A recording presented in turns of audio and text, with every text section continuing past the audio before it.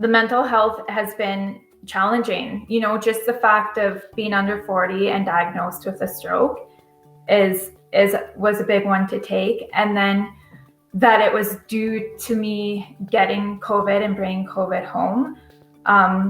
There's obviously some guilt with that, especially in dealing with Cedar's case, because she lost all her hair due to me bringing this virus home. I have been someone that has been diagnosed with depression and anxiety previously. So I found that dealing with my mental health has been a huge component of my recovery with COVID.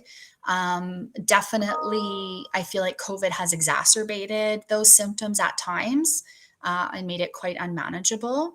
I'd say staying in contact with friends and family. We get outside lots, the kids.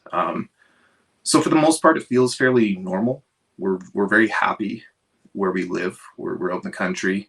We don't have to, shelter ourselves as much. We can go and do whatever we want. We've made our yard more enjoyable. We've cut some trails in it. So we go and we do a nature trail around the yard. I have yet to talk to a therapist. I know I'm crazy by not doing it. But I do see a counselor. I almost feel fortunate that I did have anxiety and depression before this, because when it did hit in a stronger wave, I recognized it and I knew that I needed to get help. Oh, my daughter keeps me on my toes here. Every day I'm having to practice mindfulness. So these emotions that I'm feeling, where are these emotions coming from, and are they valid, right? And are they, it's a lot of reminders to be gentle on myself. But it's been challenging. There's been some really dark days, especially at the beginning when I first got home from the hospital. There's been some really dark days, but my husband's always been supportive. We've had friends that are supportive, and so that's been helpful. But it's definitely it's been hard, and I know everyone's having trouble with mental health this year. It's hard on everyone. How I'm coping with it is I have a good support system of friends, family. I reach out to people online who are going through the same thing that I am with COVID. And I tell them, I try to tell them things are going to be okay.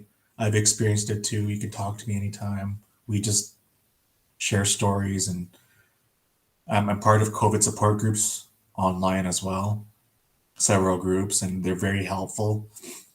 That's how I've been coping with it. Trying to keep a positive attitude, and yeah, down the road, I will talk to someone professionally, but I just wanted to have a more clear mind of what actually went down at the hospital.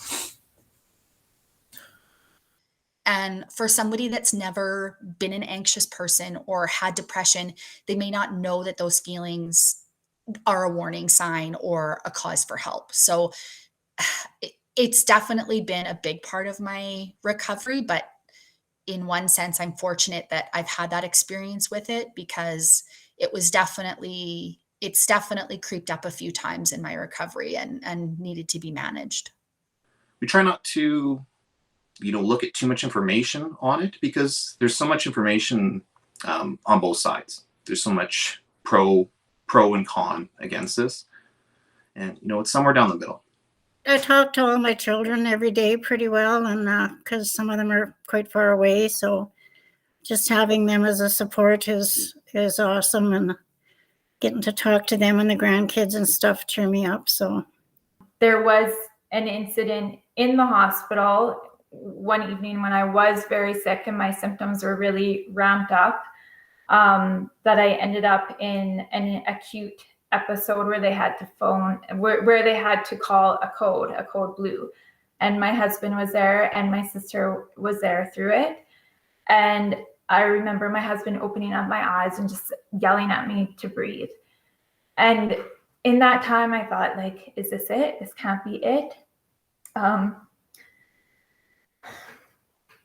I remember seeing my daughter's just faces, and I was not ready. Like, I'm not leaving you now. No, not doing this. The next thing I remember is opening up my eyes, and there was a critical care nurse that was braiding my hair. And I said, thank you for saving my life. thank you for saving me. And she looked at me and she said, you did all the hard work. And at the time I kind of, laughed it off, like, okay, yeah. But that comment has been so helpful to me through this. When I'm having a hard time, or I'm thinking, I'm not moving forward enough, I'm not being productive enough, I think of that comment and I think of how hard I have worked and how hard, that we all are working, even when it doesn't match what we used to be or how productive we used to be. So, when I'm resting, I'm healing my brain. And so her comment of saying you're doing all the hard work has stuck with me and has really, really helped.